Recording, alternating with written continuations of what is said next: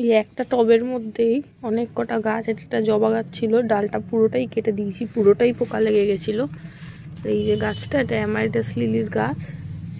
এই টবটাকে রেডি করে নিয়েছি, এতটুকুনি মাটি ছিল আর নেই, বাকিটা পরে ভরাট করে দেবো। আর এই টবটার মধ্যে পুরো শিকড়গুলো ছড়িয়ে গেছে, এখন টেনে তুলতে হবে। অনেক দিন ধরেই এই অ্যামাইরাস লিলির বাল্বটা এই প্লাস্টিক প্যাকেটে থাকায় প্যাকেটটাও ছিঁড়ে ছিঁড়ে গেছে, আর টানতে গিয়ে শিকড়টা ছিঁড়ে গেল। এই যে এখন এই বাল্বটাকে ছোট্ট টবের মধ্যে প্রতিস্থাপন করব। এই প্যাকেটে আগের বছর আমি এই বাল্বটাকে লাগিয়েছিলাম। এখন অতিরিক্ত মাটি না থাকায় বাল্বটাকে বসিয়ে দিচ্ছি। আস্তে আস্তে সার আর মাটি দিতে দিতে টবটা পুরোটাই ভরে যাবে। তোমাদের কাছেও যদি খুব বেশি মাটি না থাকে তাহলে এইভাবে গাছগুলোকে বসিয়ে দিতে পারো, অন্তত গাছগুলো মরে যাবে না। ওপর দিয়ে আস্তে আস্তে সার মাটি দিতে দিতে গাছগুলো পুরোটাই ভরাট হয়ে যাবে।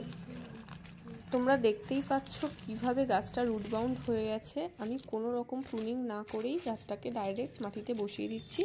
আস্তে আস্তে মূলটা ছড়িয়ে যাবে, আশা করি মরবে না। এই গাছগুলোতে খুব একটা রুট পচে যাওয়ার সম্ভাবনা থাকে না, খুবই হেলদি রুট রয়েছে। সাধারণত অ্যামাইরাস লিলি মার্চ থেকে মে অবধি ফুল দেয়, ততদিন আমাকে ওয়েট করতেই হবে কালারগুলো কনফার্ম হওয়ার জন্য। তবে এই গাছের প্রচুর ছোট ছোট বাল্ব বেরোয়, একটা গাছ লাগালে তার থেকে অনেক কটা চারা গাছ তোমরা তৈরি করে নিতে পারবে।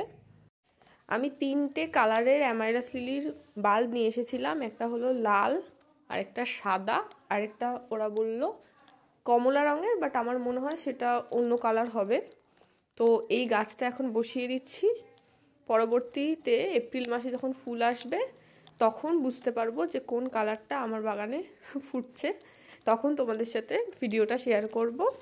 আমার গাছ বসানো কমপ্লিট হয়ে গেছে। চারিপাশ দিয়ে মাটিটাকে এইভাবে চেপে চেপে দিচ্ছি, বাকিটা সার মাটি দিয়ে আস্তে আস্তে ভরাট হয়ে যাবে। গাছ বসানোর পর ভরপুর জল দিয়ে দিতে হবে। পরবর্তী আপডেটের জন্য আমার চ্যানেলটাকে সাবস্ক্রাইব করে দিও। Thanks for watching.